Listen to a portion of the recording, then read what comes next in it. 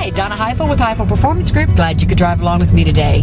We have been doing a 10-part series on the topic of change. And if you want to see workshops 1 through 9, just go to the site under video stories at HeifelPerformanceGroup.com. Today is our last session on change. And because it's our last one, I'm going to go back to something I actually talked about in workshop 4 because it's kind of where my heart is, and it's about the heart. And that is, there is a story of change.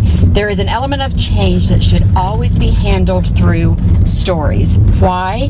Because a lot of times I see leaders and people try to enter change from a rational place. And that is, they get information, they know what's supposed to happen, they have all their next steps. Well, you know what?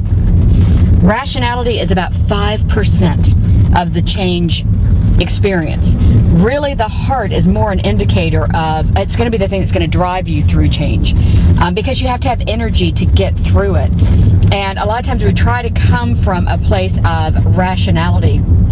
And what happens is, the minute somebody, let's say you put up a PowerPoint and you say, here are the changes we need to make, and here are the statistics as to why, and here's why we prove it.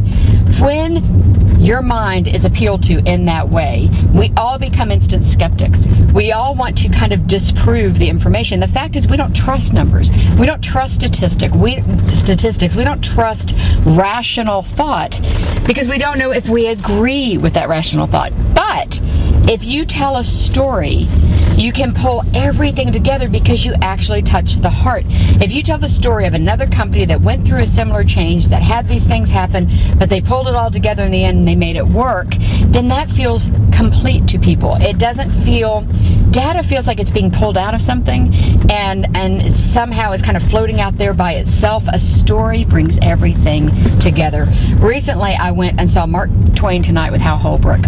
Unbelievable, incredible. I mean, first of all, Hal Holbrook is 85 years old. He stood up there for 2.5 hours and just spoke as if he were Twain, but the memory it would take to do that, and I know he's been doing it 50 years, but it was awesome. But what I loved about it was Mark Twain was the master of storytelling. And he even has a quote, and he says, don't tell me about a woman screaming. Get her out there on the page and make her scream. And that's what he did. He came out on stage, Hal Holbrook as Mark Twain, and he totally mesmerized us with stories. And when you tell a story, there's some kind of instant trust built, because all of a sudden you say, this is another human being that experiences some of the same fears I do, some of the same concerns, and we get each other. We understand each other. So if you really, truly want to lead change successfully, my greatest recommendation to you is do it in the format, when you can, of stories.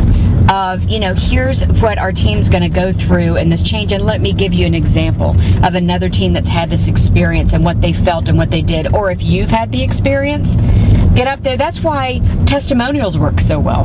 That's why when people are trying to lose weight, they'll look at all the data of, you should be able to lose 2 pounds of fat each week, no more than that if you eat this. But then somebody stands up and says, you know what, I used to be 380 pounds, now I'm 165.